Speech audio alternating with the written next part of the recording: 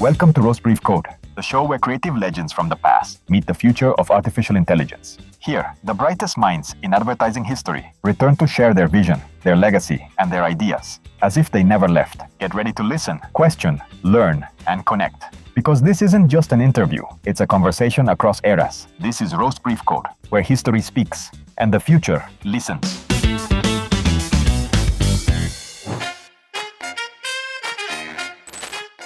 Today on Roastbrief CODE, we sit down with one of the sharpest minds advertising has ever seen. A man who challenged conventions and gave voice to emotion at a time when ads only shouted about products. Bill Bernbach is here with us. Bill, it's an honor. Thank you for being here.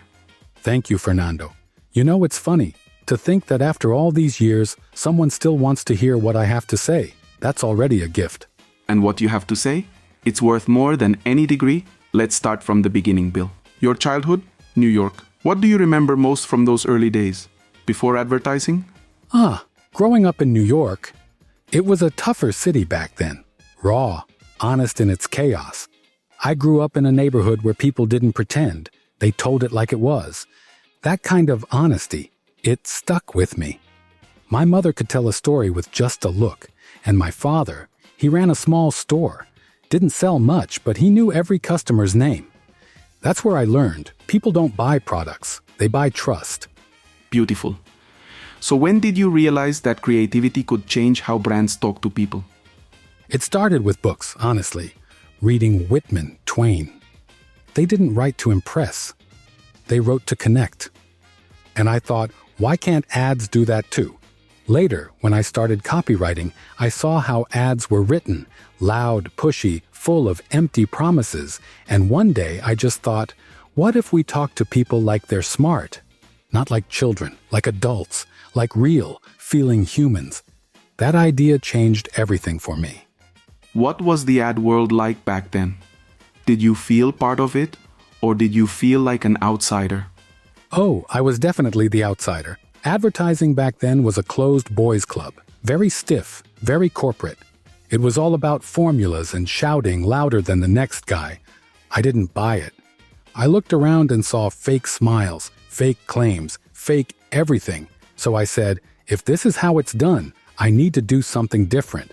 Feeling like an outsider actually helped. It gave me the courage to question everything. And you studied English literature, not business or marketing. How did that shape your approach to advertising? Completely.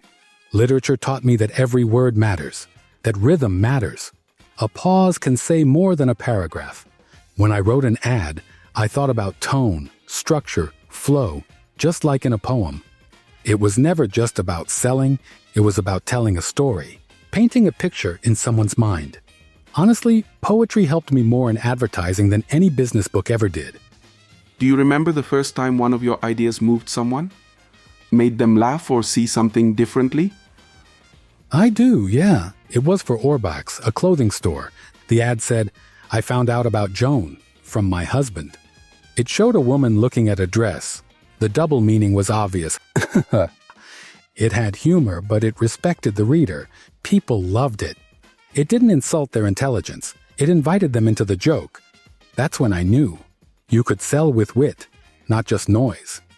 Now, just for fun, if you hadn't gone into advertising, what do you think you'd have done? Oh, a teacher. Not college, a grade school teacher. There's something magical about watching a mind light up for the first time, or maybe a jazz musician, though I don't have the rhythm for that. I can see it. Mr. Bernbach teaching ethics and storytelling by day, jamming on sax at night. But the truth is you were a teacher, Bill. Just in a different kind of classroom. One that changed the whole industry. Thank you, Fernando. That means more than you know. Bill, now let's dive into the scars that shaped you, the battles you fought, and the victories that changed the game. DDB, 3 letters that became a monument, but when you founded the agency with Doyle and Dane, what did you want to change? Honestly, everything. Advertising was on autopilot. It had lost its soul. The work was formulaic, loud, insincere. It treated people like targets, not like thinking, feeling individuals. With Ned Doyle and Max Dane, we didn't just want to create another agency.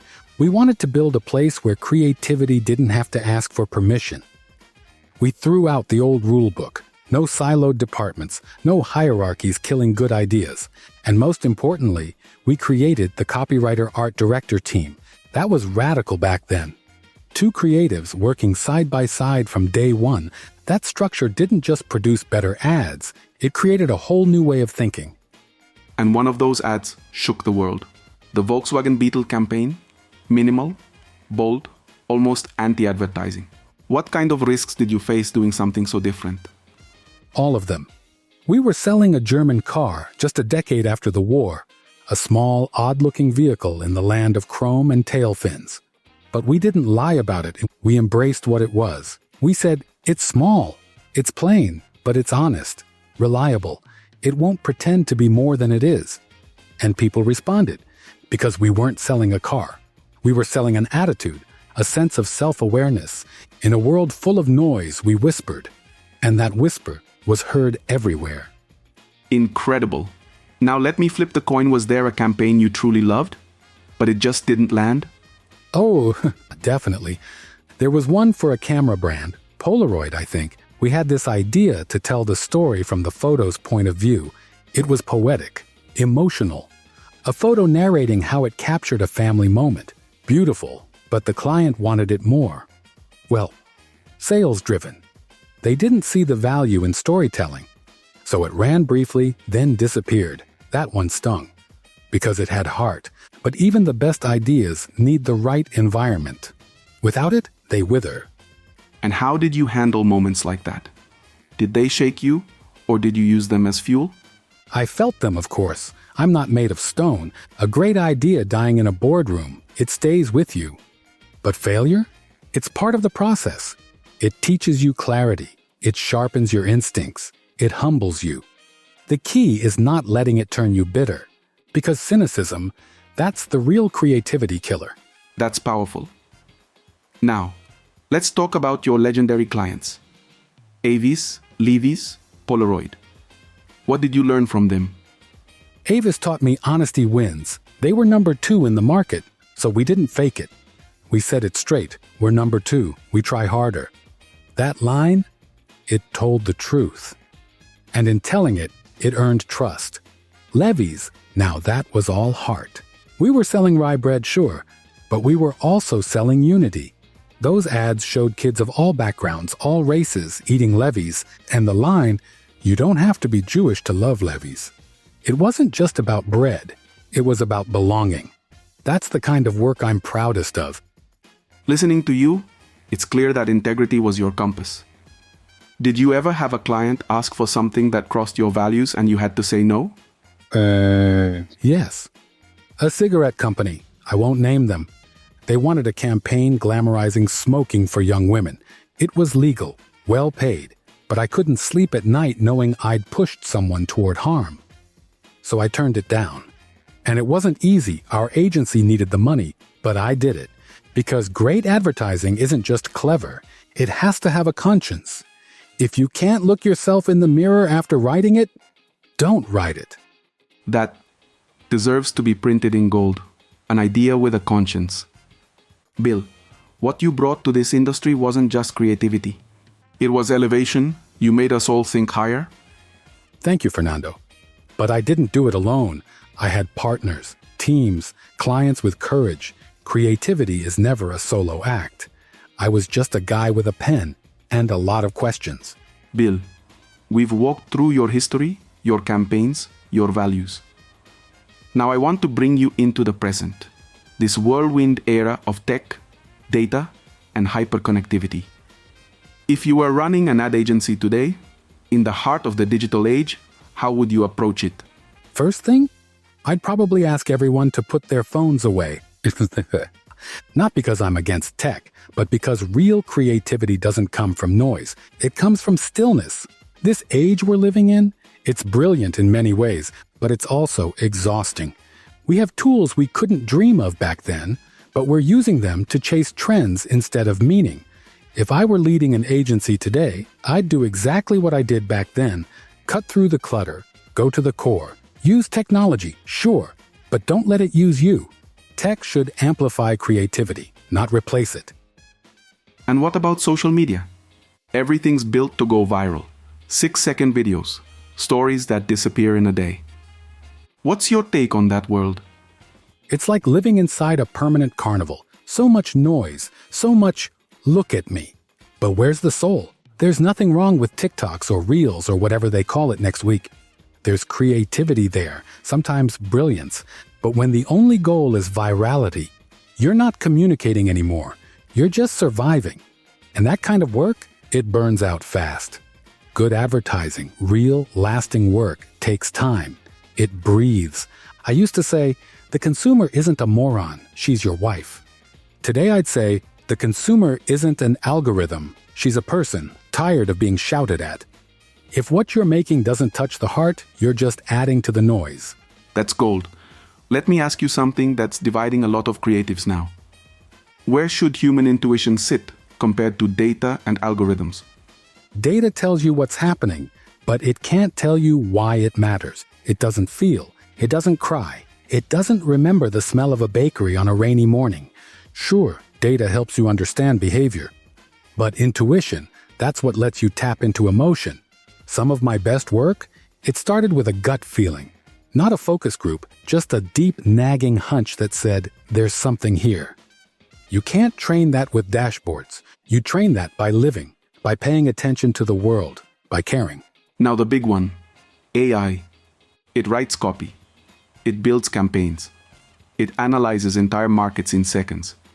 If someone showed you a campaign made entirely by AI, what would you look for to decide if it's good?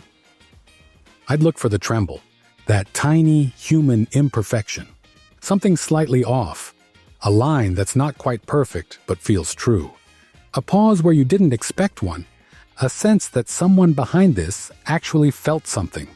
See, AI is amazing at being efficient, but great ideas, they don't come from perfection. They come from chaos, from doubt, from heartbreak. A great ad isn't the one that gets the most clicks. It's the one that haunts you, the one you remember when you're alone in your car driving at night. Can AI do that? Maybe one day. But I haven't seen it yet. So true.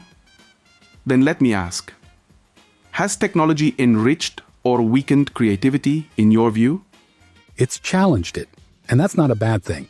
In the right hands, tech is a new brush, a faster lens, a more dynamic stage.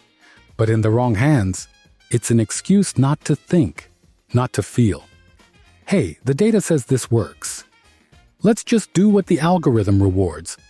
That's surrender. Look, if Picasso had Photoshop, he'd probably use it, but he'd never let it tell him what to paint. Creativity should master the tool, never the other way around. Brilliant. And I have to ask, could you imagine yourself making a TikTok for Volkswagen? Only if I could shoot it in black and white with a voiceover saying, "This isn't a car for likes, it's a car for getting there." Listen, formats change. But if you can still tell a story that feels honest, that makes someone pause, then why not? But if I have to dance, I'll let the art director handle that. Ooh, I'd pay to see that. Bill Bernbach dancing in a Beetle. Minimalism meets Motown. As long as the message is real, the platform doesn't matter. Bill, everything you've shared so far has been a gift.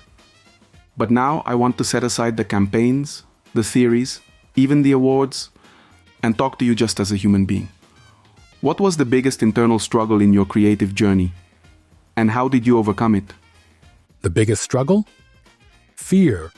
Not fear of failure, that's part of the job, but fear of losing my voice. When DDB started growing, so did the noise. Suddenly you've got clients, shareholders, headlines, and all of it can drown your instincts if you're not careful. I'd look in the mirror and ask myself, am I still that young guy who wrote with hunger, or did I become the system I once fought against? What saved me was going back to the source, reading again, walking alone, listening to people, remembering that creativity doesn't come from conference rooms. It comes from living, from watching how a couple argues at a coffee shop, from hearing how a kid tells a lie. As long as I stayed connected to that, my voice stayed alive. That line, Creativity doesn't come from conference rooms. That's going to stay with me. There's a whole generation out there trying to be creative, but afraid of rejection, of being invisible, of being replaced. What would you say to them? I'd say, don't chase relevance. Chase truth. Relevance changes every week. Truth lasts. And be stubborn. The world needs more stubborn creatives, not obedient ones. Don't seek instant applause. Seek long-term resonance. And this is important. Fail with grace. Failure isn't a flaw. It's a muscle. If you fail while doing something brave, you're growing. That's powerful. With so much change, so many platforms, so much speed, what do you think is still eternal in advertising? Emotion, that's the constant. Technology changes. Formats evolve. Trends come and go. But if you can make someone feel something, if you can move them, even just a little, you're doing your job. At the core, we're still the same humans, and the heart beats at the same pace it always has. And how do you think a young creative today should train themselves so they don't lose their soul in the chaos? First, read. Read everything: philosophy, poetry, plays, essays. That's where the real insights live. Second, listen. Really listen. To strangers on the bus, to arguments at the next table, to how people talk when no one's watching. Third, question everything. Don't accept, this is how we've always done it. Comfort kills creativity. And finally, surround yourself with people who challenge you, not those who just clap for you. Creativity needs friction. Without tension, there's no spark. One last question, Bill. Out of everything you did, said Wrote Built, what are you most proud of? That I respected people. I never wanted to manipulate, I wanted to move. Yes, to persuade, sure, but always with respect. Every ad, every headline, every campaign was a letter to someone I'd never meet. And I wanted that person to feel understood, to feel seen. If I did that even once, it was all worth it. You did it many, many times, Bill. So many. Now, one final gift before we go. If you could put a message on every billboard in the world, what would it say? Oh, it would say, don't forget who you are when no one's watching. Because that's the real you. And if you create from there, you're making art. Bill, thank you for your time, for your wisdom, for your honesty. Today you didn't just inspire us, you reminded us who we are. Thank you, Fernando, for the space, for the questions, for keeping the spirit of this craft alive. This conversation, it made me feel just for a little while, like I was home again. This was Roastbrief Code. Today we spoke with Bill Bernbach. We'll see you in the next episode. Until then, remember, think big or don't think at all.